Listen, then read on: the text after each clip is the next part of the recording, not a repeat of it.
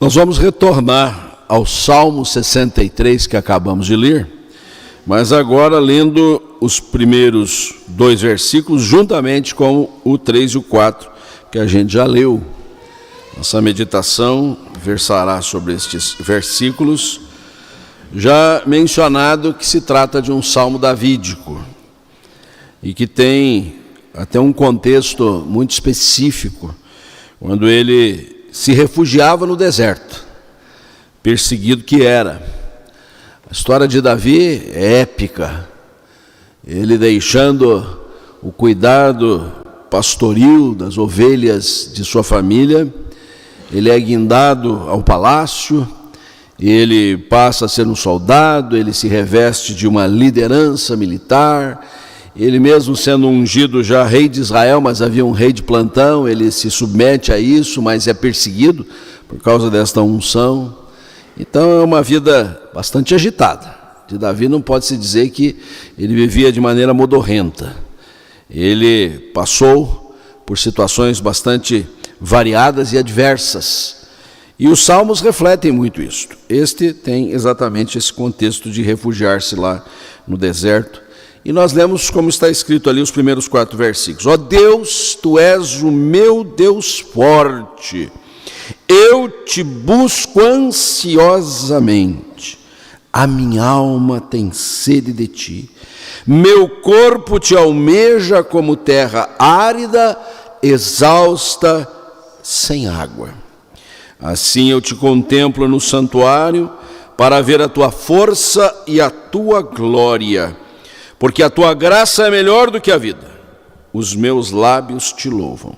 Assim cumpre-me bem dizer-Te enquanto eu viver.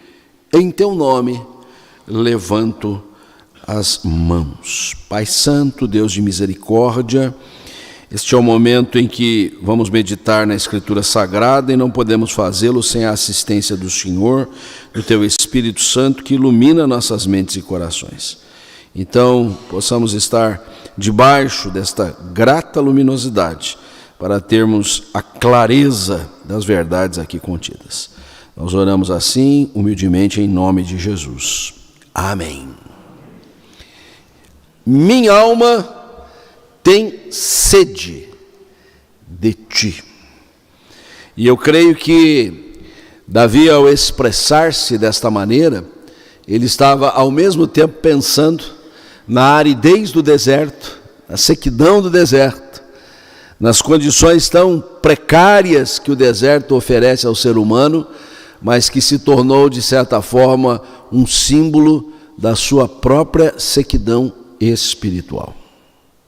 Alguns aqui já passaram, nem que fosse por passeio mesmo, num deserto, para poucas horas, se tanto, mas é possível perceber que as condições climáticas que afetam o nosso organismo físico, elas têm um referencial em relação à nossa condição espiritual. E a gente pode estar no lugar mais arejado, mais agradável, com toda a sorte de benesses e o nosso interior, a intimidade do nosso ser, o profundo da nossa alma, estar em sequidão de estio, estarmos realmente vivendo tempos bastante pesarosos, difíceis, atribulados. Essa expressão, minha alma tem sede de Ti, parece ser um refrão reproduzido várias vezes. Por exemplo, os filhos de Coré, quando produzem o que é conhecido como Salmo 42, vão dizer assim, lá no início deste salmo: como suspira a corça pelas correntes das águas, assim por Ti, ó Deus, suspira a minha alma tem sede de Deus, do Deus vivo. E de fato, nós podemos nos abeberar de toda a sorte de conhecimento, de experiência, de prazeres, de deleites, mas se Deus não suprir a nossa alma, nós estaremos sequiosos. O que vale dizer que este salmo nos traz como um retrato esta sequidão sequidão por Deus, ou sequiosos por Deus. Eu acho que cabe aqui nós pararmos um pouquinho para refletir. Estamos satisfeitos com tudo que já possuímos, que conquistamos, que já foi até motivo de aplauso, de reconhecimento, mas porventura não temos sentido sede de Deus, o desejo de que haja um transbordar de Deus na nossa vida.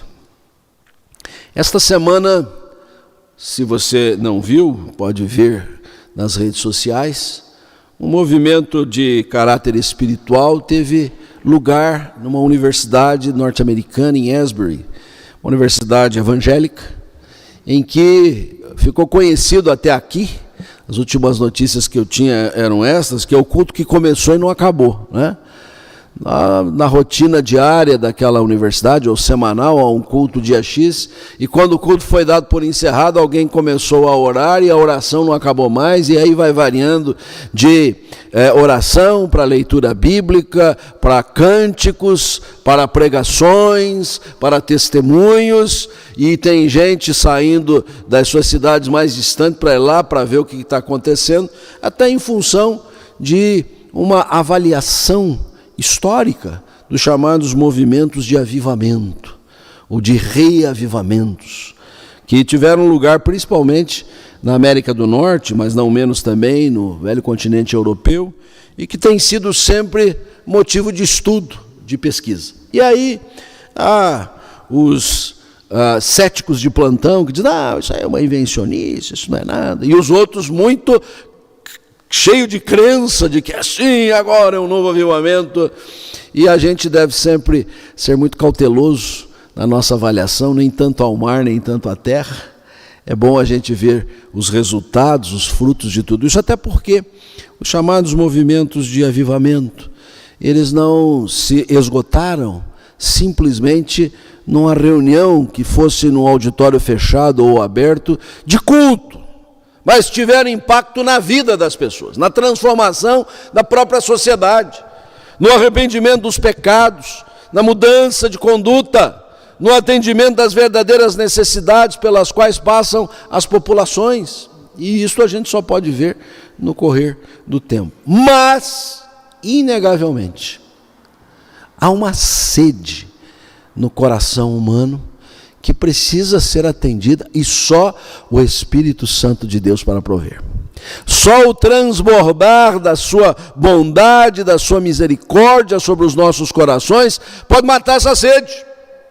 Há muita gente que estava nesses dias recentes augurando o recesso, o descanso, para poder passear, para poder refestelar-se, e estão pela vida afora aí, nessa expectativa de preencher um vazio, que eu quero dizer categoricamente, quando terminar todos esses festejos, vão continuar vazios, e talvez mais vazios ainda do que estavam antes de começar, porque não é isso que preenche o vazio do coração do homem, mas é a santidade de Deus, o temor do Senhor, a comunhão com o Altíssimo. E é Deus quem pode matar essa sede. Ela não é produzida pelo esforço humano, pelo planejamento do homem, mas pelo transbordar do Senhor em nossos corações. E o salmista vem ao encontro desta realidade quando ele afirma: minha alma tem sede de Deus. Porque eu estou vivendo um contexto de aridez, de exaustão, de falta de água. Era o seu contexto próprio do deserto, mas que refletia a sua alma. Se tivesse a sua alma cheia da presença do Senhor, o deserto não era nada. Mas certamente a sua alma estava refletindo esta sequidão. Então, sequiosos por Deus, nós sabemos, é o Senhor que vai matar a nossa sede. Se vai ser de um jeito, se vai ser de outro, a modalidade a Ele pertence. O fato é que Ele é que vem para atender essa nossa necessidade. Mas eu encontro nessa passagem alguns requisitos muito importantes e que nos tocam de maneira responsável. se almejamos, se temos esta sede de Deus, que se queremos o transbordar do Senhor, é mistério, que atentemos para algumas recomendações da palavra de Deus. E a primeira delas é essa que quero trazer. Para o transbordar do Senhor, é preciso uma busca insistente, uma busca constante, uma busca que não se deixa vencer pelo cansaço, que não fica premida pelas circunstâncias. Vamos insistir, vamos continuar, não vamos desistir. E eu me valho dessa declaração em razão da primeira parte do versículo 63, logo após dizer que Deus é o Deus forte, ele diz: eu te busco ansiosamente. É fato que a gente, geralmente, quando comenta acerca da ansiedade, a gente o faz em tom negativo. Aliás, Jesus disse que nós não devíamos andar ansiosos. O apóstolo Paulo foi no mesmo diapasão e disse: troca a ansiedade pela oração. Jesus tinha dito assim: não fique ansioso, observe o cuidado que Deus tem sobre todas as coisas, vocês valem mais do que as outras coisas, né? Mas aqui tem um sentido muito importante. Não se trata dessa ansiedade temerosa, essa ansiedade que fragiliza a nossa alma. É esta busca insistente, esse desejo de estar em comunhão com o Senhor, haja o que houver. Os tempos são bons, ótimo. Os tempos são ruins, não tem problema. Nós continuamos buscando ao Senhor insistentemente. Nós somos muito sazonais. Nós dependemos muito das estações, não do ano, mas da vida. Se as coisas estão de um jeito, a gente parece ser mais fervoroso, mais dedicado, mais consagrado.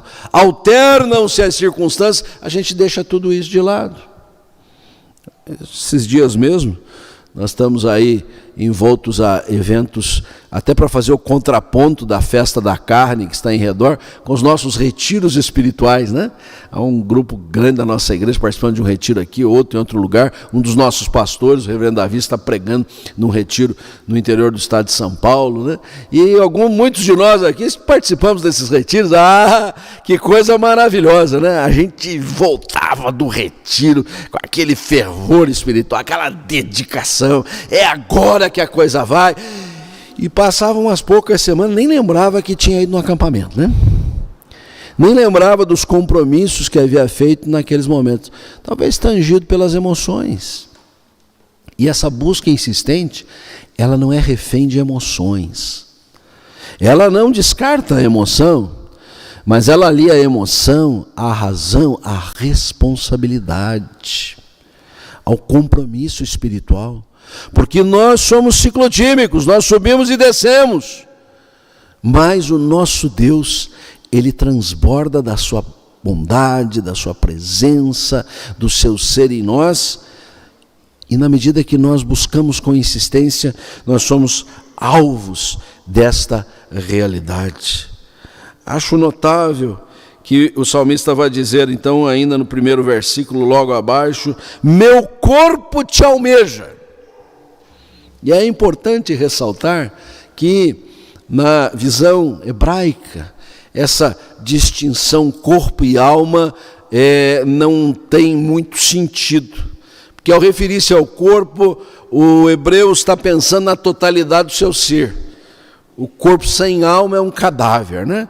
Como uma alma sem corpo é um fantasma. O judeu não consegue pensar assim. Ele, ao falar de corpo, ele não está falando das sensações corpóreas, está falando do seu ser. Eu te almejo, Senhor. E isso, de alguma forma, deve revestir o nosso caráter cristão, nossa vida espiritual, nossa leitura da palavra, nosso tempo de oração, precisa ter essa qualidade de insistência. Nós não somos tão insistentes quanto pensamos.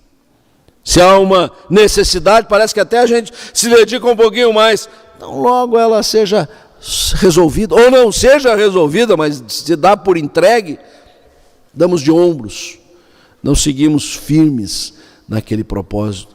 Então, para o transbordar do Senhor é preciso uma busca insistente, uma busca contínua, uma busca que não é de horas ou de dias, de um culto que começou e não terminou, mas de uma vida colocada aos pés do Senhor. Mas em segundo lugar, eu queria agregar uma outra lição, porque para o transbordar do Senhor é preciso uma adoração consistente. A busca é insistente, te busco ansiosamente, minha alma te almeja, mas nos levando ao altar do Senhor, à sua presença. E quando nós estamos diante do Senhor, nós só podemos estar adorando-o. Você pensa assim, hoje é domingo, é dia de culto. Amanhã é segunda-feira, até temos culto na igreja também na segunda-feira, mas se você for fazer a sua devocional em casa, e deve fazê-lo, sua leitura bíblica, seu tempo de meditação, agora não é culto. Não é culto também, porque o culto é a dedicação da nossa vida, dons e talentos ao serviço do Senhor. Então, quando nós estamos na presença do Senhor, nós só podemos estar em adoração, mesmo que supliquemos, que clamemos, que estejamos agradecendo a Deus, nós estamos adorando ao Senhor. Agora, esta adoração precisa ser consistente. E por consistente nós estamos entendendo assim, ela tem substância, ela tem conteúdo. Ela não é uma adoração que apenas é tangida pelas emoções. Não, ela tem base doutrinária, base teológica, base bíblica. E nós vemos isso nesse salmo, porque o salmista se refere a Deus e aos seus atributos de uma maneira muito destacada. Já de início ele diz assim: ó Deus, tu és o meu Deus forte. Ele está fragilizado no deserto, ele está padecendo de um tempo de sequidão, ele está sobrecarregado, ele está fraco e débil, mas Deus é forte. O que vale dizer, ele está se referindo a uma qualidade, a um atributo de Deus que é o seu poder. Força e poder pertencem ao nosso Deus. A nossa adoração a Deus, no objetivo desse transbordar do Senhor em nós, reconhece que nós somos frágeis, que nós somos fracos, que somos pecadores. Há pouco tivemos oportunidade aqui da confissão dos pecados de maneira contrita, coração compungido e contrito o Senhor não despreza, mas o nosso Deus é forte, o nosso Deus é todo poderoso, o nosso Deus conduz o universo e a história conforme o seu propósito. Então nós não estamos naquela sequidão de estio pensando assim, o nosso Deus tadinho, ele não tem muita água para derramar sobre a nossa vida, ele tem um transbordar de rios de vida. Ele é todo poderoso, ele pode mudar o estado de coisas que a gente está passando, ele pode tirar o seu servo daquele lugar desértico e colocá-lo no palácio, e colocá-lo à frente das tropas, como fez com Davi. Mas é o poder do Senhor, não é o nosso poder, não são as nossas estratégias, não é o nosso programa litúrgico, cultico, não é um marketing que porventura esteja em nosso redor, é o poder do Senhor. Isso é uma adoração consistente, porque quando nós louvamos e bendizemos o nome do Senhor e o adoramos de todo o nosso coração, reconhecemos o seu poder. Não estamos diante de um Deus frágil, de um Deus fraco. Não nos equivoquemos. O Filho de Deus que carregou o pesado madeiro e mal e mal conseguia carregá-lo, que precisou ser assistido por um Simão Sirineu, ele ainda é o Deus Todo-Poderoso, Deus forte. O apóstolo Paulo registra muito claramente isso na primeira epístola aos Coríntios, quando se refere que a fraqueza de Deus é mais forte do que os homens. Só para a gente ter noção do poder de Deus. Mas o salmista não para por aí. Um pouquinho mais abaixo ele retoma essa ideia do poder do Senhor, mas ele ainda se refere no verso 2, para ver a tua força, teu poder, que já fizemos referência, e a tua glória. Nossa adoração é consistente quando reconhecemos que Deus é todo poderoso e pleno de glória. seu ser é radiante, sua presença é iluminadora. Onde Deus se faz presente, não há treva nenhuma. Este é um mundo de trevas, mercê das luzes da cidade, do esplendor que os homens possam construir com os seus recursos. Ainda assim é um mundo tenebroso, mas o nosso Deus é cheio de glória. E onde a presença do Senhor chega, as trevas se despacham. As trevas não prevalecem. As trevas são consumidas. E quando nós olhamos em nosso derredor e percebemos o mundo tenebroso pelos seus valores, pelos seus princípios deletérios, pela sua conduta imoral, quiçá agora, nesses dias, onde a gente começa a pensar assim, a imoralidade, a degradação humana já chegou no limite, consegue ultrapassar esse limite. Uma coisa impressionante. Mas nós que estamos com sede de Deus, reconhecemos que Ele é todo glorioso, e quando a sua glória se derrama sobre nós, nenhuma treva prevalece, nenhuma treva permanece. Sim, uma adoração consistente reconhece que em meio a todas as trevas há um Deus cheio de glória, radiante, um Deus cuja luz resplandece sobre as trevas. Adoramos a Deus que é cheio de poder, todo-poderoso, que é pleno de glória, mas cuja graça é maravilhosa. E este aspecto que já ressaltamos há pouco no ofertório, agora vem com mais força ainda, porque a tua graça é melhor do que a vida. A graça, esse favor imerecido, esta bondade extraordinária do nosso Deus, que não tomou em conta os nossos pecados, mas veio em nosso socorro, na pessoa do seu Filho que morreu em nosso lugar. Este é o Santo Evangelho. Ah, que Deus gracioso é esse, capaz de nos perdoar, de nos transformar, de nos sustentar com a sua presença. Um Deus que se apieda de nós, um Deus que muda o nosso modo de pensar, de agir, de ser, de conviver. Tudo isso é pela graça. É por isso que ao salmista só restou dizer, sabe, pensando bem, a vida, como a gente diz, não tem coisa mais importante do que a vida, né? Ontem estávamos aqui celebrando em ações de graças a vida preciosa de nossa estimada irmã Ivoneide Carneiro Muchaio, mãe do nosso querido diácono Reinaldinho, que está aqui hoje conosco, e reiteramos nossos sentimentos à família. E ali podíamos pensar assim, sua vida poderia se prorrogar, se prolongar, mas quando nós lemos esse salmo, nós dizemos, sabe, mais do que a vida, é a graça na vida, porque essa graça, ela não se limita à vida, ela nos remete à eternidade. A tua graça é melhor do que a vida. Então toda vez que a gente elogiar a própria vida de per si, dizendo não tem coisa mais importante do que a vida, tem sim a graça na vida, porque a vida sem a graça não tem a menor graça. Desculpe o trocadilho, não vale a pena. E a graça de Deus, então, no transbordar de Deus, juntamente com uma busca insistente, nós precisamos revelar uma adoração consistente. E aí eu não fui lá em Asbury para ver o que está acontecendo, notícia vem de um lado, de outro, mas eu sei de uma coisa, que cabe a nós, servos de Deus, ao adorarmos a Ele, termos este embasamento na adoração. Nossa adoração não é porque gostamos do embalo da música, porque o clima é apreciável, porque olhamos uns para os outros aqui e sentimos um amor muito querido, fraterno uns pelos outros. Não, a nossa adoração tem base na presença daquele que é todo-poderoso, cheio de glória, cuja graça é infinita. É isto que nos dá uma adoração consistente.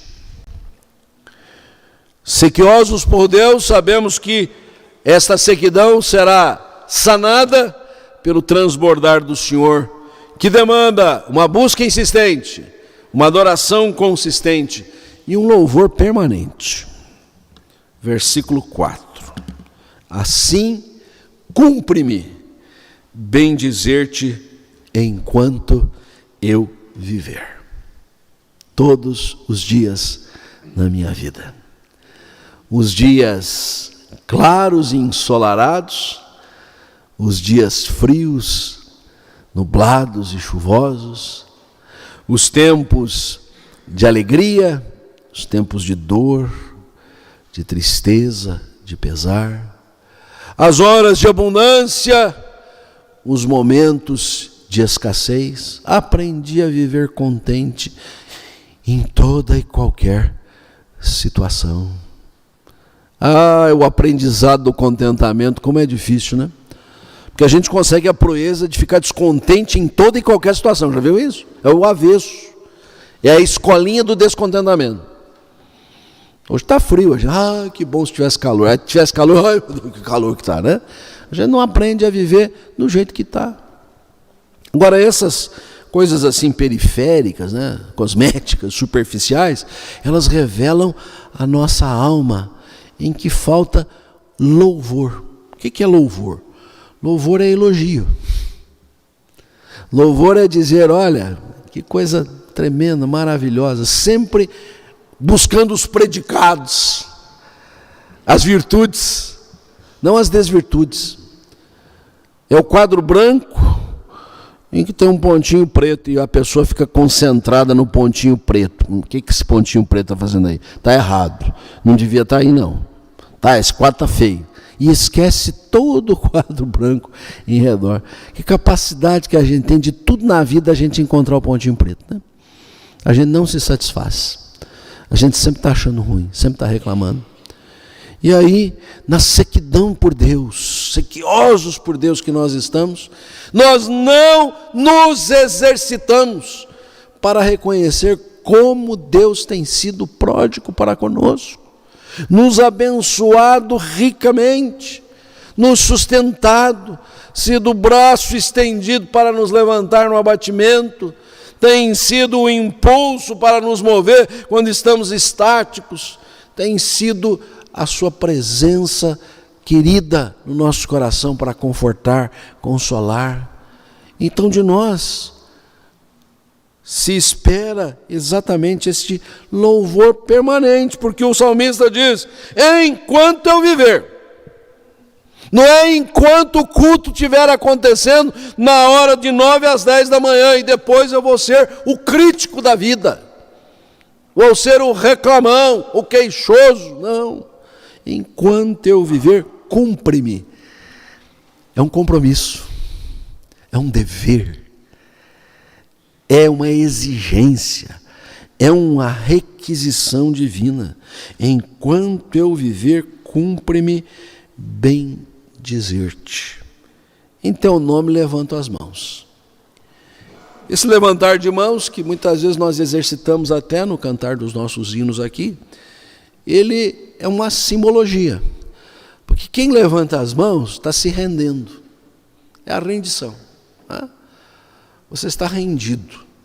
E aqui o exercício de levantar, ficar com o braço cruzado, é secundário. O importante é você estar rendido a Deus, rendido às evidências da sua presença, da sua graça, do seu amor, dos seus caminhos, de tudo que Ele tem provido. O salmista, ao dizer, Senhor, pelo hábito, pela tradição, eu me acostumei a levantar as mãos, mas elas não podem ser apenas simbólicas. Elas precisam ser o reflexo de um coração rendido ao Senhor, completamente entregue ao teu agir. Sequiosos por Deus, nós auguramos que o Senhor sempre esteja derramando e transbordando a sua presença em nós. Para tal, nós o buscamos com insistência. O adoramos de maneira cheia de conteúdo, consistentemente. E devemos louvá-lo permanentemente. Minha alma tem sede de ti, mas certamente nossas almas serão transbordadas da sua bondade e da sua presença. Que Deus assim nos abençoe. Amém.